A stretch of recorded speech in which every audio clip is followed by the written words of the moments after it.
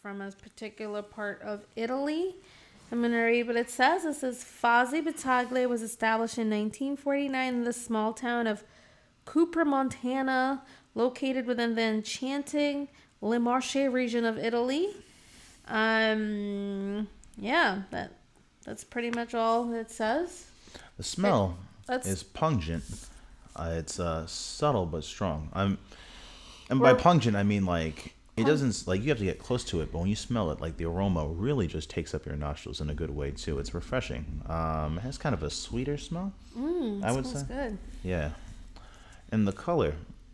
I think the color reflects. But we have to give the rating. What's the smells rating out of 5? Oh, well, I was gonna flow with it a little bit, flow like wine. But I would give the rating of the smell about a 4. Okay. Personally. Now the color though, the color reminds me of a spring day in Italy. You know, you're just relaxing. You're on the vineyard. You're just chilling. You have a nice bottle of wine. You're looking around. You're seeing nothing but grape vines and just like this. Maybe an ocean front where the water's coming in. Yeah, exactly. You're just sitting in Tuscany and you're just taking in all of the beauty around you. Yeah. All of this on God's green earth. And so I'd give this a 5. I think this really just like the color is pleasant. Look at this color. You see this golden color? Yeah, it's beautiful gold color. I'll give it a 5. And then taste. Let's do it. Very smooth. So good. Kind of a little tart, I would say, but not in a bad way. Yeah, I gotta say that too. It's very citrusy. Very much so. Super citrusy, and it tastes really fresh.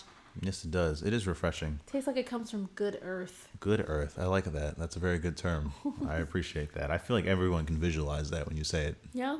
Yeah. Yeah. 4 out of 5? Oh, yeah, definitely. Cheers. Cheers. Well. Where show my grapes? Ma'am. Welcome back. Today's going to be one of the last times I talk about Donald Trump.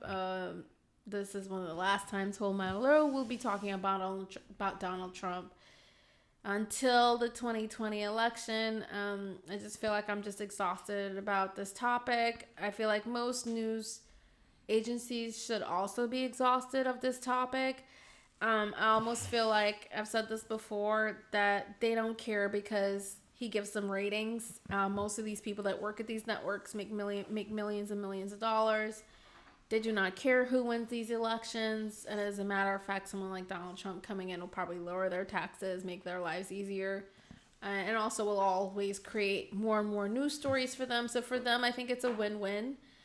For him to be on television, I am extraordinarily disappointed, and especially the liberal news media like CNN and MSNBC that keep him on our minds. He's on TV pretty much 24/7, and then we all wonder why his polls are up. We all wonder why he won in 2016. It's because we all keep talking about him. All right, so for that, we're going to go into the topic today at hand. It's going to be one of the last times, if not the last time, we talk about him. I'm going to talk about if Trump is a good investment for America by talking about some of his businesses that he's some of the businesses he's had, some of the businesses he's been involved in over the years, and how those businesses have pretty much gone down. All right. So the question is Trump a good investment for America? We're going to start with the first Trump business, Trump Airlines. This is according to amp.smh.com.au. Back in the 1980s, both Pan Am and Eastern Airlines ran profitable no-frills airline shuttle services up and down the U.S. East Coast. However, when Eastern Airlines ran into financial difficulty of the tail end of the decade and sought to offload some of the routes, Trump sensed an opportunity. He snapped up a fleet of 21 aging Boeing 727s from the struggling carrier at a remarkably modest price, along with many of its disgruntled staff, and took over the 2 routes linking New York with Boston and Washington, D.C. for Trump Shuttle, and it was launched in 1988. Accompanied with a pledge to create quote unquote the best transportation system of any kind in the entire world, even though it's only going between three cities. And much like the current Boeing planes, it crashed and burned terribly. Okay, so Trump got a loan, bought the airline, and missed a 1.1 million interest payment in September of 1990. Mind you, he bought it in 1998. So 2 years later, or maybe about a year and a half or whatever, the loans were defaulted and ownership of the airline passed to the banks, who eventually sold it to the U.S. Air Group. Now, mind you, keep in mind that Donald Trump is basically on a no-fly list when it comes to receiving credit from major American banks. Donald Trump frequently has to go to international banks, such as German banks, in order to get funding for anything because he has burned American banks that much. Even the American banking system, which has no scruples, Wells Fargo was embroiled in a huge scandal for basically laundering money for a Mexican drug cartel. Oh, wow. Yes. Doesn't want to work with Donald Trump because he's less trustworthy than a drug cartel. That is pretty wild. Okay, so that's the first business. We went through his airline. I think it was called Trump Shuttle or Trump Air. It's called defunct. That's what it's called. Okay. Yes, it's basically crashed and burned, just like Boeing's stock ticker. So next we're gonna go to the Trump game.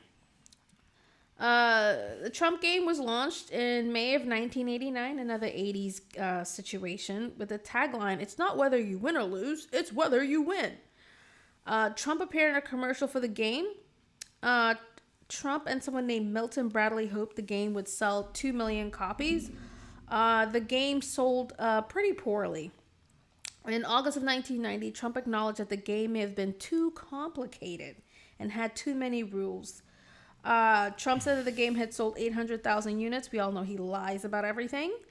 And in 2004, after the game was pretty much failing, Hasbro tried to relaunch it, and it pretty much didn't work. And as of 2016, the game is considered a collector's item. So that game, the Trump game, crashed and burned.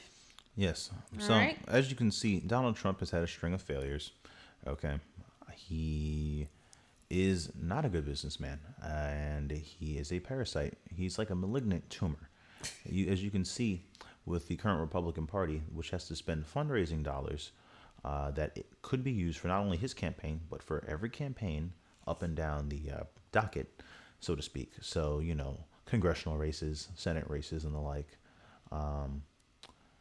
Essentially, what is happening is that money for that is being used to pay for his legal fees, as his daughter is in control of the fundraising, I believe. His daughter-in-law, Laura Trump. Yes. Laura Trump, yeah. So basically, we have a major American political party that's being used as a slush fund and that's probably going to eventually crash and burn, just like all his other businesses. Agreed.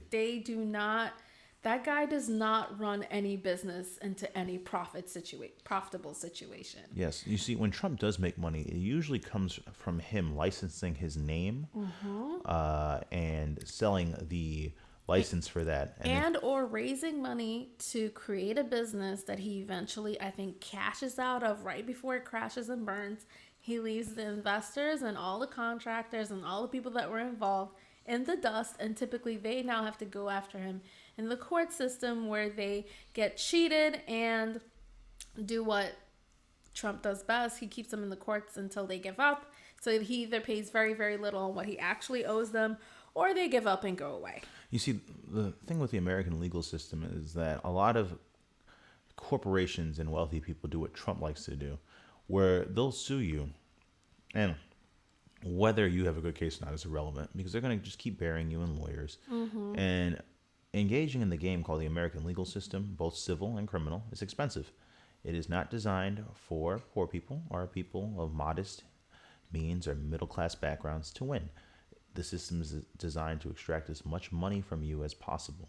And so even wealthy folks have a limit. Right. Okay, and so with that, we're going to move on to the 1990s to move on with the Trump businesses. And the question is Trump a good investment? Okay, and not just a good investment in general. Is he a good investment for America? Okay, so we're moving to the 1990s. Uh, in the 1990s in Atlantic City, Trump bought not one, not two, but three casinos all around the same time. He bought Trump Plaza, Trump Castle, and Taj Mahal, which he threw the name Trump on, called it Trump Taj Mahal. Financial analyst Marvin Rothman says he knew at the time it wasn't sustainable because of the high interest loan Trump took to acquire the properties, which were mostly backed by junk bonds. And the problem with this strategy of Trump's is that one, he didn't really understand the casino business. For example, one of the casinos opened under his management, and the first day they literally ran out of chips.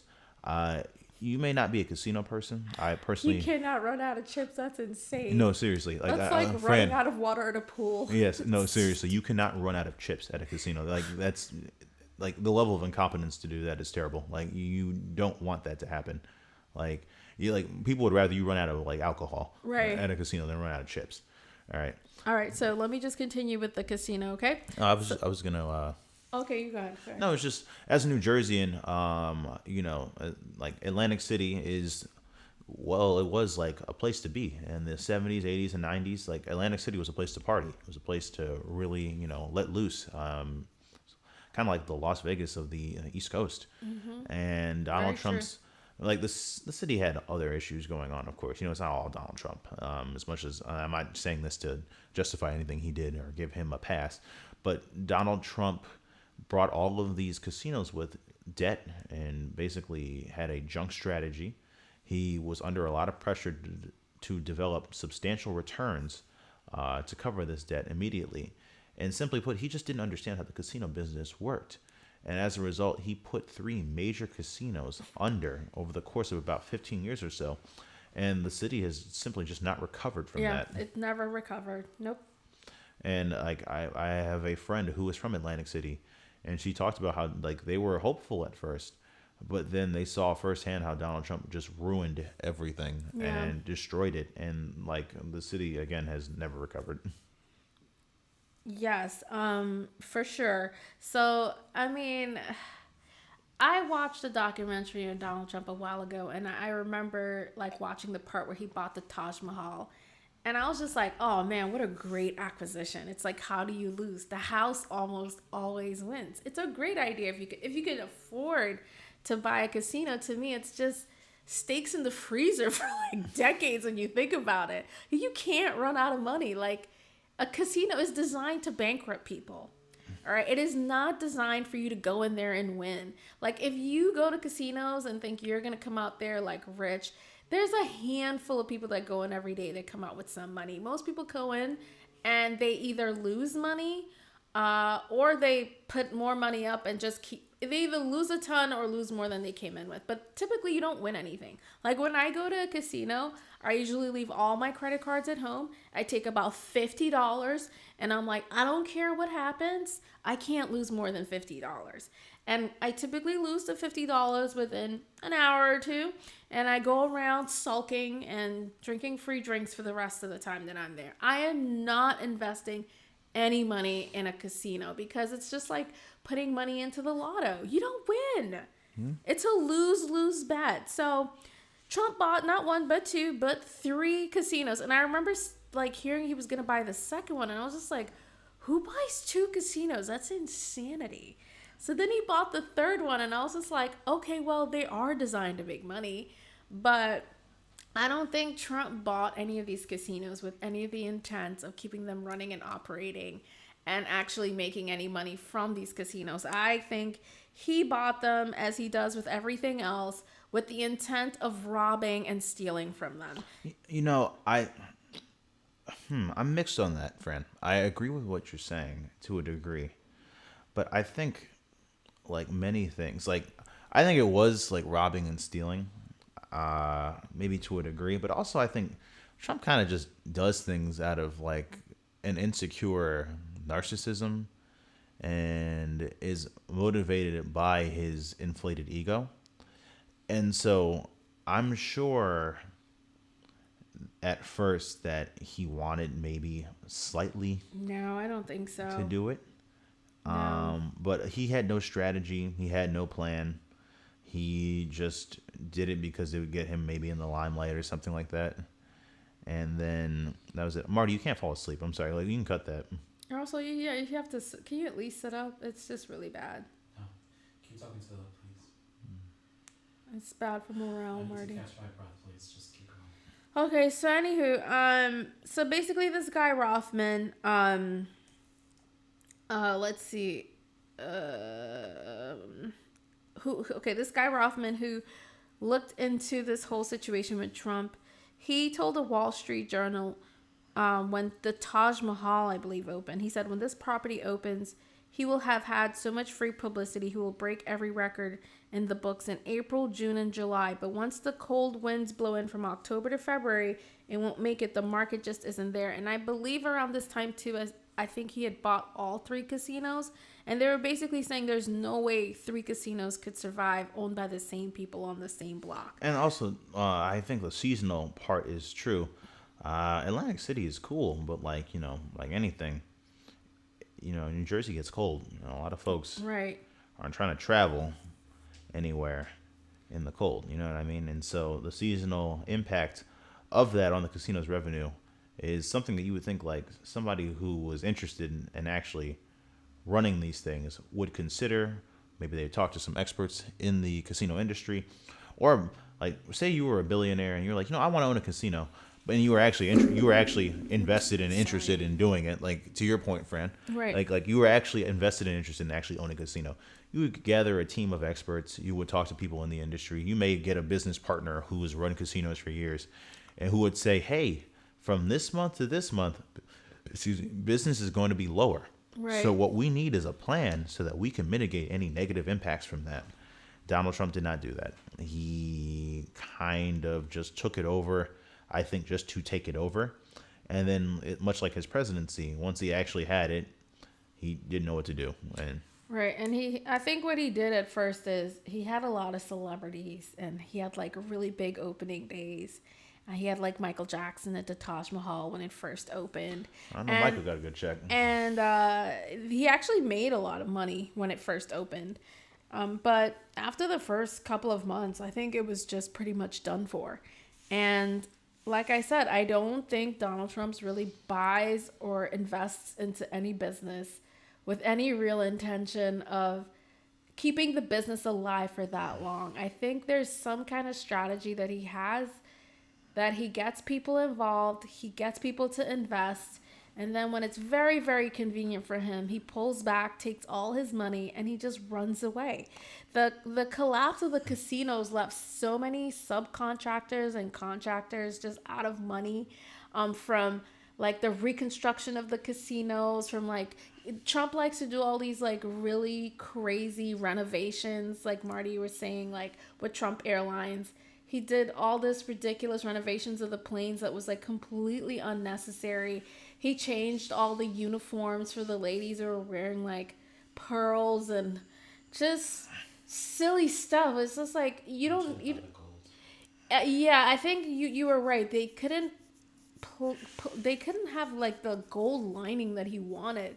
But some of the things he wanted to do was like he wanted to put like marble on the plane, like, and it's like, who puts marble on a plane?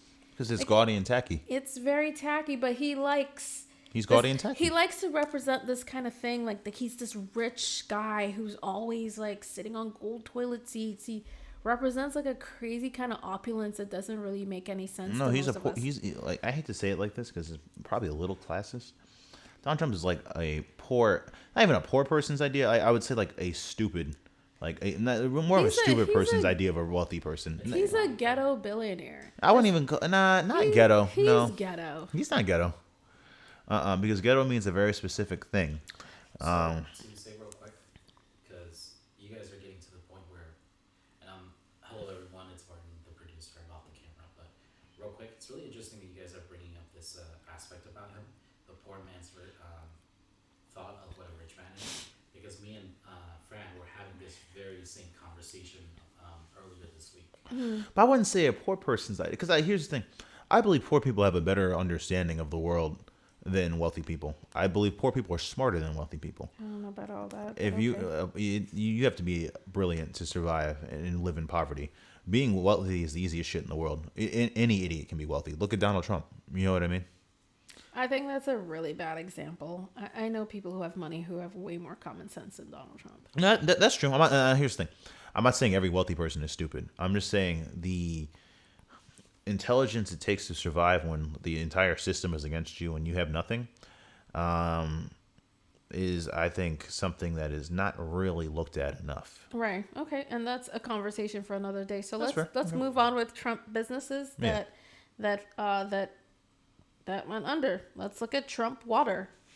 Trump Water, actually, it's Trump Ice, was initially sold only at Trump owned casinos and other select markets.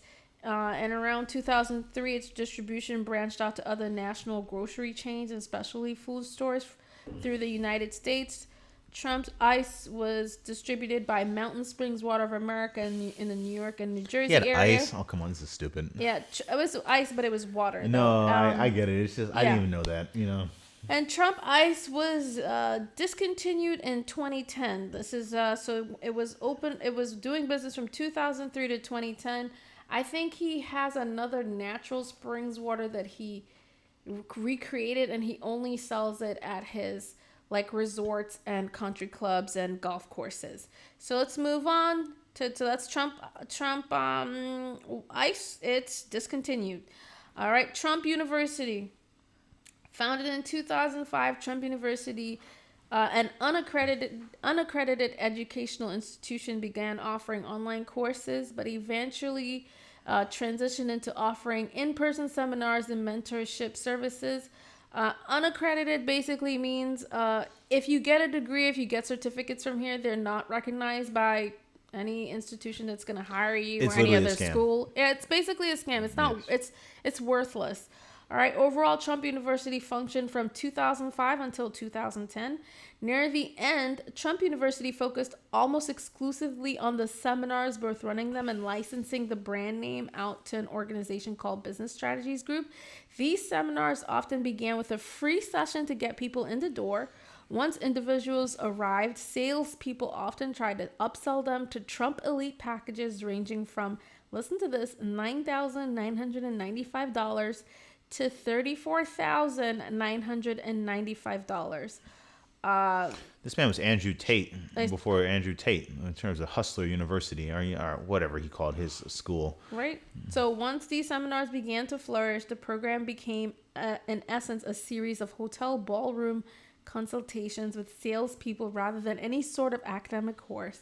Trump University dissolved around 2010.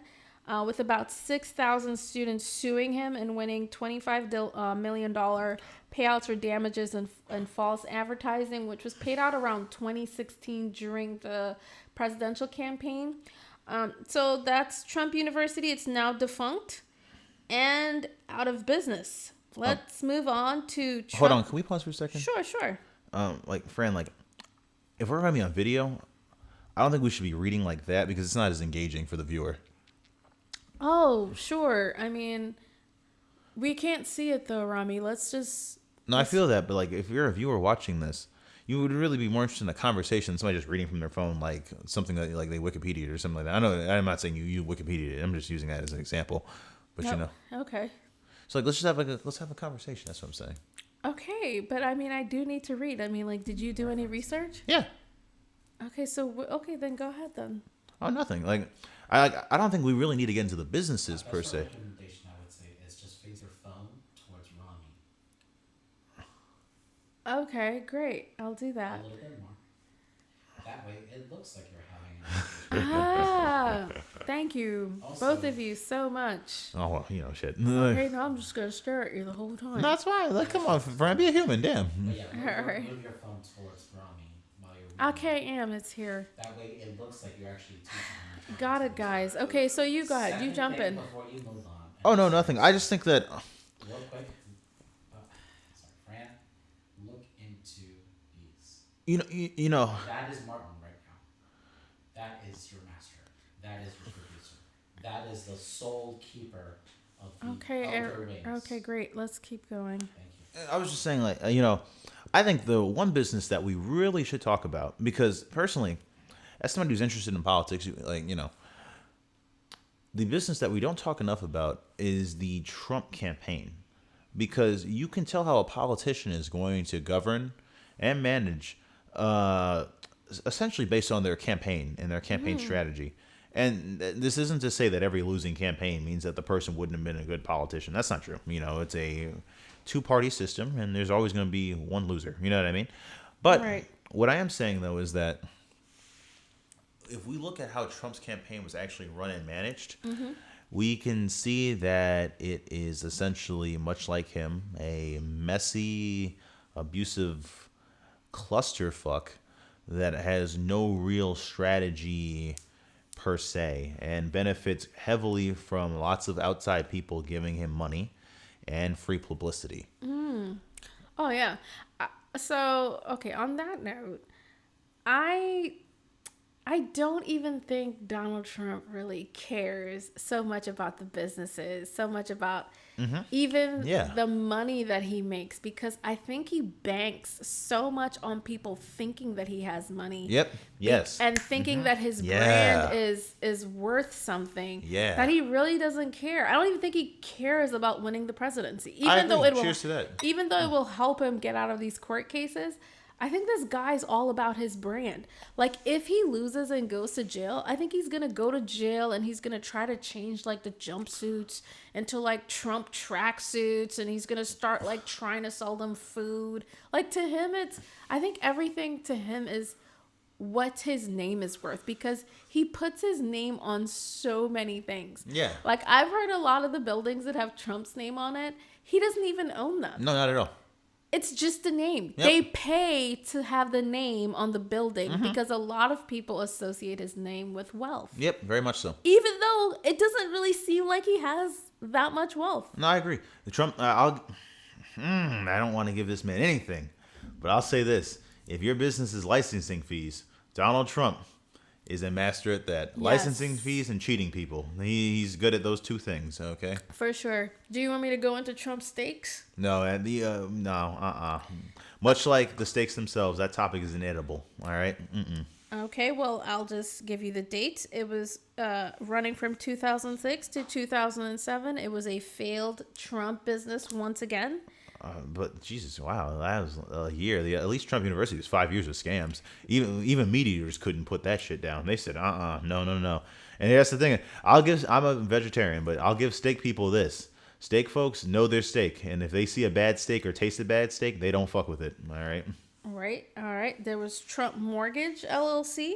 That was from 2006 until 2007. Another Damn, even before year or the less. economic downturn. Even, yep. Died before the mortgage crisis. All right. There was Trump Magazine. There was Trump Style, Trump World, and Trump Magazine Revamped. All defunct between 1997 and 2009, being revamped, defunct, no longer in existence. And which brings us to Trump's latest investment, which is Truth Social. And so let's talk about Truth Social and, by extension, the Trump media. Okay, so Trump media has lost $30 dollars off of its share price in the last 2 days. What share price did it come in at? I don't even remember. I'm not gonna lie to you. I think it was like $45. I think it came in at. It has plummeted. The business, despite only making a few million in profits and having at least 50. So basically, if I remember off the top of my head, Trump Media has made about $4.4 million. Yeah, good. In $4 million, and it had about roughly 50 to 60 million dollars in losses. And despite this, because of the Trump name, the business was valued at $8 billion. But it also merged with another company. So it wasn't that it was just the company by itself. I think it merged with, I forgot what was the name, the Digital World Acquisition. Isn't that what it was merged with? Sure, that's fine. But here's the thing. That business barely had any employees. It was a shadow organization, and What, Truth Social oh or the other one? no, Trump Media. The Trump, like, because the Trump conglomerate that controls all these different businesses only has about 4,000 employees, and for a conglomerate that's in so many businesses, that's a very small number of employees. You know Oh what I yeah. mean? Oh yeah, 100%. I remember reading only like 100. Great. And 5. Oh, did you pick up the trans awareness stuff? No, you can do it right. In 5, 4, 3, 2. We're back after a break. Thank you so much for tuning in. First, we want to start off with saying Happy Trans Awareness Day and Happy Easter. Both are a little belated. I think they were just yesterday. We're They not were. that far off. But to be fair, both are awesome. Both are important, and we support trans people on this show. Okay. And we support Easter too. We support Christians. So, thank you, and let's get back to our topics. Okay, so you were talking about, Rami, how Donald Trump has some kind of a media empire now, and he has some kind of real estate empire, although we can't really put our finger on what he really has or doesn't have, or own or doesn't own. Or Thankfully, the state of New York will put their finger on that. Okay. Well, they have tried, and they're doing something right now. But it's so funny that you said that apparently he has like thousands of workers, even though he seems to have and own so many businesses and properties and a whole social media platform at this point. And I kind of like always wondered about this. Like when Trump was first running, I remember hearing him say all the time, "I've created hundreds of jobs." And I always thought, I was like, hundreds?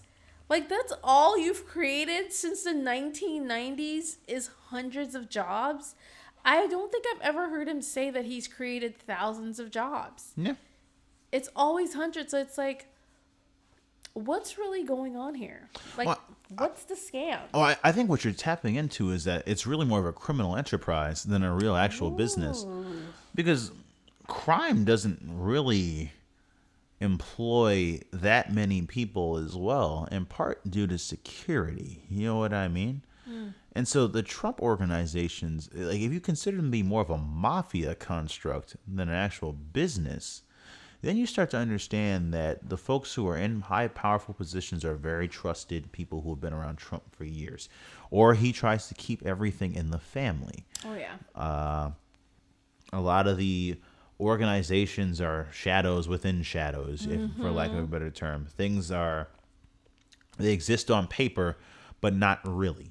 Yeah. You know what I mean? Like the Trump charity. The Trump charity existed on paper, but not really, which is why he got hemmed up in the New York legal system, because they rightfully called out the Trump charity organization as a scam, because it was a scam.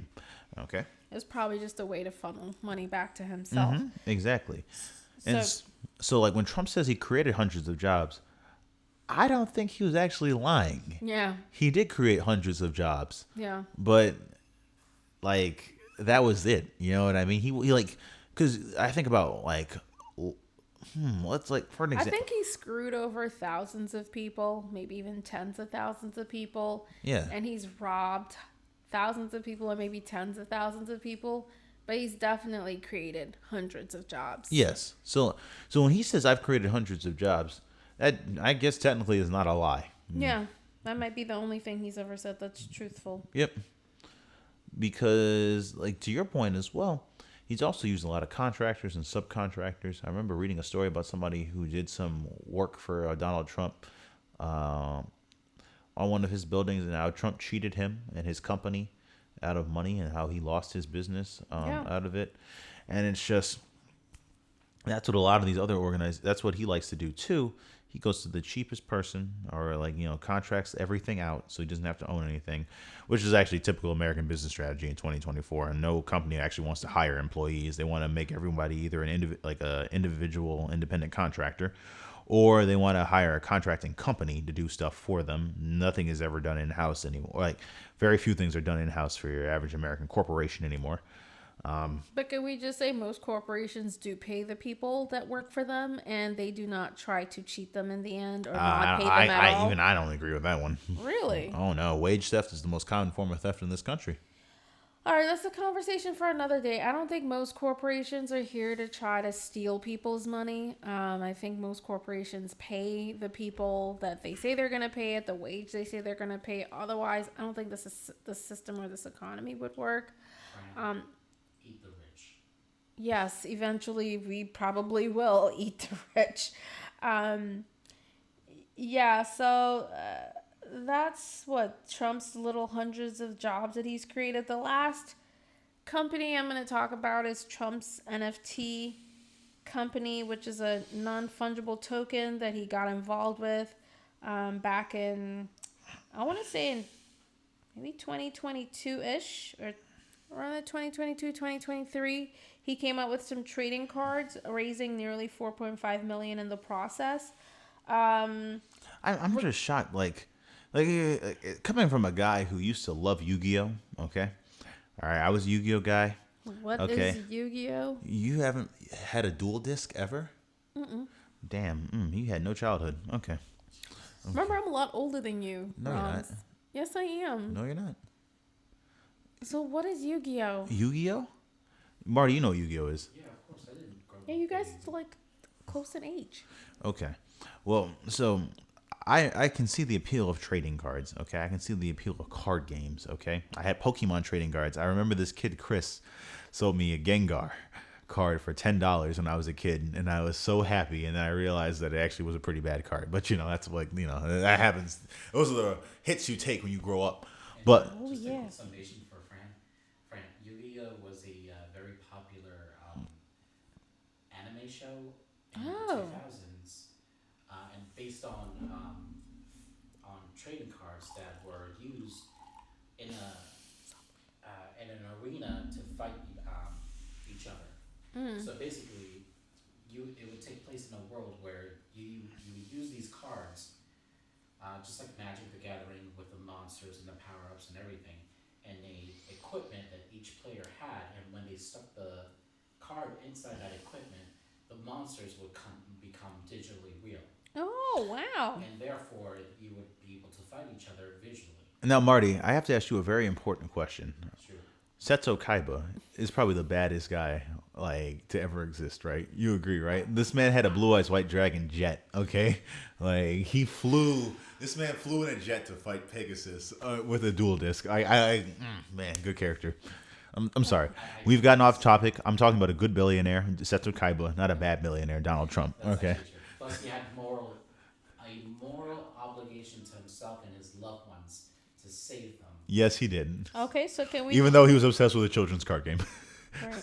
So, back to the Trump NFTs. Recently, Open Source told Newsweek that the Trump collection of NFT cards is non-transferable until December 31st, 2024, which means the collection is disabled for secondary market buying and selling until that date. So I don't know what that means, but to me that just doesn't sound good. No, it's a I'm scam. pretty sure, yeah, it was a scam. For all we know, who knows what Donald Trump did during this scam? I'm sorry. Why do you want a trading card of a politician? That's insane. Like if you said, "Man, I love collecting baseball cards," I wouldn't even argue with you because you can Valid question. you can make a ton of money. I just remembered about the trading cards when it came to the Iraq War of 1991. Are you serious? Yeah. Oh, That's the weirdest thing I've ever heard. Politicians on there. I remember, That's weird as shit. But that is what they did, though. That is what they did. So so during the Iraq War, I want to say even maybe the Afghan War, they had trading cards, and they had cards of all of the number 1, number 2, number 3 top hits, and people would trade those cards. And I think Jesus Christ, America I really remember even in America the really is a war fascist country. God damn. Oh, okay, Not that's really that's because of enough, that, but Roms. because we have a really big What kind of country creates trading cards off of a war? That's insane. Anywho, all I remember is the who news, can afford the it. news media Right. would put up the cards when one of them would die, and they'd be like, "Oh, so and so has passed away." But yeah, but that's not what we're talking about today, Roms. We are talking about Donald Trump and all of his many failed businesses.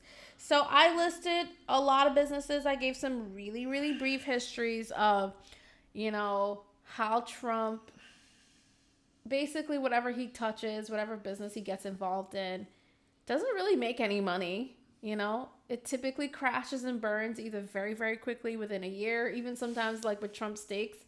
Trump Steaks, I think, lasted like 3 months. It was on QVC and it was sold at the Sharper Image, which are two places typically when you put a product there, it sells like bananas, right? Because you have a bunch of people at home who are watching QVC all day long. And to me, it's like a gold mine once you reach to these places. The Sharper Image is a place where rich people shop to buy electronics and other interesting gadgets. I can't even believe they put steaks in the Sharper Image. I haven't seen a Sharper Image store in years, though. I haven't either, but I used to work at Brookstone, and they were our biggest competitors. Brookstone, too. I haven't seen a Brookstone in years either. Huh, that's interesting. Wow, Yeah. retail really is dying. Yeah, retail is dying, but I'm just saying, can you imagine an electronics store with gadgets selling steaks?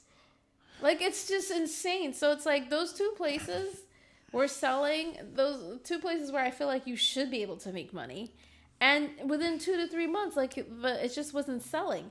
Most of the businesses that go out of business that he's able to kind of bring back into some kind of business, he typically sells only at his resorts or hotels. And I'm pretty sure the prices are just marked up ridiculously. Oh, of course. And or put into the price of the package and they're given away for free. But essentially, Trump is a really, really, really bad businessman. But you know what, honestly? Can I push back a little bit? Sure. Like, I don't know if we can say that. Really? Because, yes, Explain. he's lost a lot of money. Yes, he's done a lot of crime. He sure has. But under the logic of American capitalism, he's never gone to jail. And the government's never hit him on anything too bad. So shit, you could argue he might be a good businessman. Now, if you believe in a free market and fair play, then no, Donald Trump is terrible. Right. All right. If you believe businesses shouldn't cheat their customers, even though they do every day, then no, Donald Trump is terrible. But if you believe, hey, he got this far and he's still popular with a good percentage of Americans, and you know his brand is still his brand, and blah blah blah, then shit, can you argue? Like, he only got in trouble recently. He's been doing this shit for like what, the last 50 years. In the 70s, he got sued for literally banning black people from renting his apartments. Yeah, like seriously, like that didn't stop him. Racism hasn't brought him down. Open misogyny hasn't brought him down. A rape charge hasn't brought him down. Not paying taxes hasn't brought him down. Like, defrauding the tax system hasn't brought him down. Yeah, no, seriously. Like, if you are a loser, Donald Trump looks like a winner to you. Only losers think Donald Trump is a winner. I agree. Fran, Yes. please tell me you remember that. What? Remember that? I just said that. What? I said that on Saturday. That? You don't remember that? Say it again. Oh my God. Want me to say that again? Oh, if you were a loser, Donald Trump is a winner. Does that sound familiar? Somewhat. I mean, like this weekend was a long time ago. It's just that I find the irony that like Robbie's bringing up a lot of the points that I made on Saturday when I had that shower thought about Donald Oh yeah, Trump. when you had your epiphanies. Yeah, and basically I told you that Donald Trump is the epitome of the characterization of a pyramid scheme. Oh. That everything that he does, it comes off as a pyramid scheme. And it comes off again and again and again and again. He is a literal representation of a carpetbagger. Yeah, that's a good point, Marty. Yeah. And why a carpetbagger again? Because he comes down to places or things or fields of like business where he has no place of being. He sells himself as an expert of that thing, sells it to them, the company loses money, and he jumps off right before everything is lost, thus making him money, and no one's able to speak to him again or touch him again until he moves on to the very next thing. Carpetbaggers used to do that very same thing during the end of the Civil War. They'll go to one location, they'll sell things, or they'll try to take advantage of people in that area, and then move on to the very next area. That is a representation of Donald Trump. So, as Marty said, this man is a scam artist. He is a carpetbagger. He's a grifter. He's not a good investment for America. No, because he's Donald not. Trump barely invested in himself, to be frank with you. Yeah. Like, Yeah, he looks out for himself, but it's all short-term thinking. And Oh yeah, very short term. investing is about long-term thinking. Yes, it is 100%. And for all intents and purposes, this guy should be a real billionaire. Like he could be worth a lot of money. Listen, He Fred Trump. just chooses not to do the right things. No, listen. Fred Trump, his father, was a racist. That man was arrested at a KKK rally in 1920 or something like that. Like, I don't know how you can hate black people that much and get arrested in 1920. You must have been doing something so bad. Even the police are, nah, we gotta stop this guy. You know what I mean? Like, like we hate black people too, but like we can't support him. You know what I mean? But he still built multiple successful businesses that he gave to his son, and that was the worst mistake he ever made. I mean, what are you gonna do when you make money and you typically, was it bequeath those things to your children? Yeah, that's true. But Donald Trump's older brother died in a car accident, and I think he was also an alcoholic too. And so Trump was the only man standing because they couldn't go to his sister because she's a woman. So Was only three of them? He only has two siblings. I think him and a sister, right, and a brother, and the brother's dead. So okay, I didn't do that much research. I totally forgot how many siblings there are, but I know that the great grandfather, I forgot the name, made his money in a hotel of some sort. I want to say it was also a brothel, and then he gave his Fred Trump, his son, who's Donald Trump's dad, I want to say $500,000 inheritance, and Fred Trump took that money and invested it in properties, I want to say in Queens, and eventually got government contracts to build homes for middle class people, and I want to say also for people returning from war, and then eventually got government contracts to build like apartment complexes, which were supposed to be, sometimes I think some parts of it was supposed to be for low income housing, and he would notoriously not rent to black people. It was just one of the things that Fred Trump did, and also Donald Trump did in the future. When Fred Trump died, I think he left his kids something like maybe $30 million. That was, don't quote me, but he left his kids, I mean, it was a long time ago, probably like I want to say in the 90s. It was a lot of money. If it wasn't nowadays, it was probably like $100 million. Still a shit ton of money. He gave his kids about $30 million or something like that. And Donald Trump took his fortune and literally just kept buying and buying buildings and buying hotels, and just, I don't know, having two sets of books on the hotels. Starting off, I forgot which building he bought in New York City that he eventually turned into like the Hyatt Regency or something like that, where he kept two sets of books where the tax, he just didn't want to pay the taxes on it. New York State gave them like I want to say like 20 years off of taxes if they bought the building, because he bought it under distress when New York City wasn't doing that well. And at the end of the day, I think Fred Trump taught Donald Trump how to cheat the system, how to cheat the tax system, and how to always kind of funnel and move money around to benefit his own family. And Donald Trump has taken those skill sets, and he has literally mastered the art of the illusion of appearing rich while moving and funneling money around between himself and his family and his relatives. And that's pretty much it. I don't really think Donald Trump has that much money. I think most of his money and most of his businesses is some bizarre form of a Ponzi scheme. And I think we're about to find that out pretty soon. He has until Thursday to come up with $175 million to pay the state of New York of a almost $500 million bond that he owes, that he still has to pay even after the $175 million payment. And for all intents and purposes, I guess we'll see if he actually has that money, because I don't think he has it. I think he's a bad investment. I don't think he has $175 million. I don't even think he had the $90 million that he had to pay to E. Jean Carroll about a month before that. I think he has it per se, but it's all tied up in property, and making property liquid is very, very time consuming. I don't even think so. Okay. I think Trump has his name on a lot of businesses. I think most of the businesses that he owns parts or percentages of. And I think really he's just leasing his name to a lot of the businesses. I don't think we really know the full picture of his portfolio, and I don't think we'll ever know it. But I think if he can't pay this $175 million bond by Thursday, I think we should all just assume he's just a terrible investment for America and just a terrible investment overall. And let's hope that his little Ponzi scheme comes crashing in. I hope that man dies in prison. All right. Now, that's the end of the episode. Thank you so much for tuning in. We'll be back next week. I don't think he should die in prison. No, he'll die in prison. I just hope he goes away. All right. I don't know about dying in prison, but going away would be great. Just go away. We should hang him instead. No, Marty, no.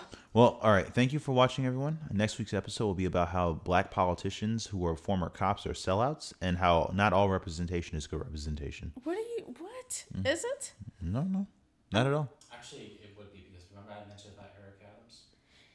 He got blown up on Friday. Eric Adams got cooked. If you want to do the research. I'll do it. I'll cook Eric Adams every day. I'll come on. We'll have a podcast every day, and I'll cook that motherfucker. I hate Eric Adams. All right. Hate is a strong word. I hate that incompetent buffoon. All right. Oh, seriously. my goodness. Alrighty. Say goodbye. Take care, everyone. Ta-ta. Bye.